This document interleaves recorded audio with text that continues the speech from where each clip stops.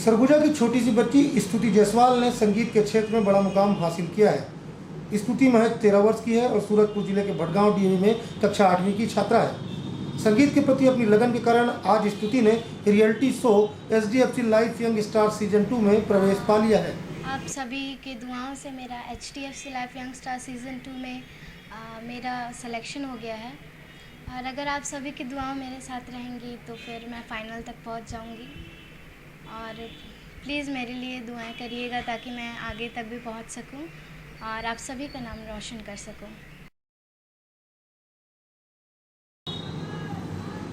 सरगुजा संभाग के भटगांव क्षेत्र में रहने वाले संगीत टीचर राजेश जायसवाल ने अपनी बेटी को संगीत की ऐसी तालीम दी कि बेटी स्तुति ने क्षेत्र का नाम मायानगरी मुंबई में रोशन किया है। कलर्स चैनल द्वारा आयोजित एक रियलिटी शो का हिस्सा बन चुकी स्तुति ने अपने उम्दा प्रदर्शन से इस कंपटीशन के फाइनल तक पहुंचने और फाइनल जीतने की उम्मीद भी जताई है। मैं अपने पापा से सीखती हूँ जो कि मेरे गुरु हैं और जब मैं 8 साल की थी तब से मैंने गाना शुरू किया और तभी से मेरे पापा ने मुझे सिखाया है। आपने कलर्स टीवी पे गाया, हमारे दर्शकों के लिए आप कोई गाना सुनाना चाहेंगे? जी।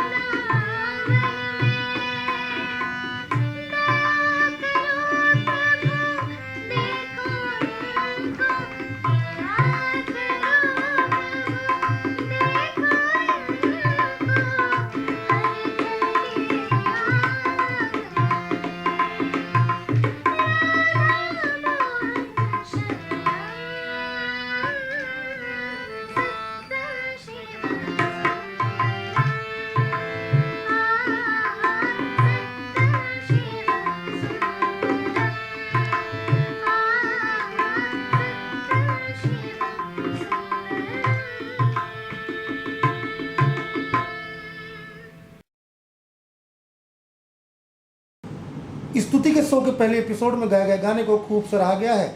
अपनी सफलता का श्रेय स्तुति अपने पापा को देती है, क्योंकि गुरु के रूप में भी स्तुति के पिता ने उसे संगीत सिखाया।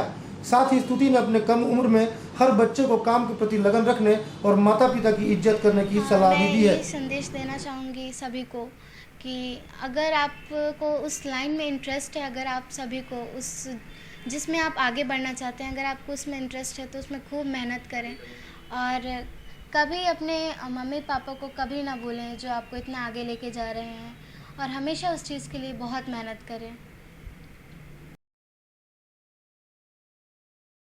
स्तुति के संगीत टीचर उनके पापा राजेश का मानना है कि संगीत के जरिए बड़े बड़े काम किए जा सकते हैं। संगीत के प्रति उनका प्रेम इतना अटूट है कि वो अपने क्षेत्र के हर बच्चे को मुंबई ले जाना चाहते हैं।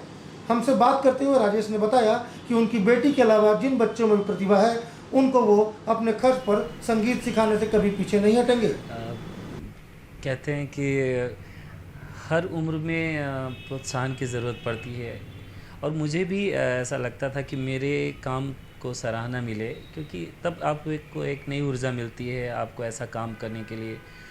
तो मुझे तो ये लगा कि अब मेरी उम्र धीरे धीरे बढ़ रही है तो मैं ऐसी प्रतिभाओं को सामने लाऊं अपने काम के द्वारा, उनको लेके उनको प्लेटफॉर्म दिलाऊं। तो समस्या तो है इधर, क्योंकि इतना वातावरण संगीत का उतना नहीं है, प्रतिभाएं बहुत हैं, असीमित हैं। जैसे हमारे छत्तीसगढ़ में इंदिरा कला संगीत विश्वविद्यालय खैरागढ़ है।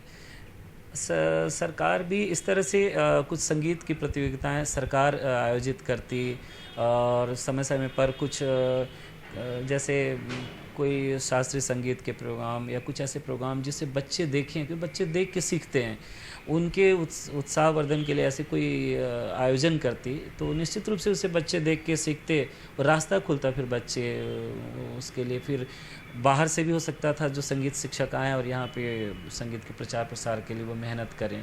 सरकार इतनी बहुत सारी योजनाएं हैं, उसको संगीत के माध्यम से भी मैं समझता हूँ कि उन योजनाओं का क्रियान्वयन संगीत एक बहुत बड़ा जरिया बन सकता है। तो सरकार ऐसी योजनाओं को संगीत के लिए खास करके मैं समझता हूँ कि संगीत की कार्यक्रम अगर ही कम से कम हो सके तो अच्छे कार्यक्रम आयोजित करे सरकार, जिसके माध्यम से बच्चे देखें और उससे उत्साहित हों और निश्चित रूप से फिर वो उन्हें क्या करना है ये बच्चे समझ जाएं। बस फिर वो अभी के बच्चे बहुत तेज़ हैं, बहुत जल्दी मतलब उनका स्मरण शक्ति बहुत अभी है, बढ़ रही है। मैं जहाँ तक समझता हूँ इसमें रियलिटी शोज़ की भी बहुत बड़ा योगदान है। उसे देख देख के बच्चे जल्दी सीखने की कोशिश करते हैं। फिर हम लोग तो है ही हैं, अगर ऐसी प्रतिभाएं आएंगी तो मैंने पहले ही कहा कि मेरी बेटी ठीक है एक माध्यम है, मैं उसके लिए हूँ। मैं सबकी बेटियाँ मेरी बेटियाँ हैं, मैं ऐसा प्रयास करता रहता हूँ। स्वच्छता गीत मैंने बनाया, मैंने बेटियों के लिए भी गीत बनाया। अभी मैं बहुत सारे सरकार की योजनाओं के लिए काम करना चाहता हूँ। मैं अपने खर्चे से करूँगा, लेकिन मैं चाहता हूँ उन मेरे जो गीत हैं वो जन जन तक पहुँचे। ये तो अगर सरकार इस पे मदद करे तो मैं समझता हूँ मेरे लिए बहुत गौरव का विषय होगा, और ताकि मैं अपनी चीज़ों को लोग तक पहुँचा सकूँ। इधर सरगुजा संभाग में संगीत सीखने का कोई प्रमुख केंद्र न होने पर दुख व्यक्त करते हुए राजेश ने सरकार से उम्मीद जताई है कि खैरागढ़ की तरह सरगुजा में भी संगीत सीखने की कोई व्यवस्था होनी चाहिए। इसके लिए वो सरकार का हर संभव मदद करने को भी तैयार हैं। बहरहाल कभी खुद मायानगरी में प्लेबैक सिंगर बनने की ख्वाहिश रखने वाले राजेश ने अपनी बेटी को मुंबई तो पहुंचा दिया, लेकिन अब जरूरत है स्तुति की हौसला अफजाई की, जो आप और हम कर सकते हैं।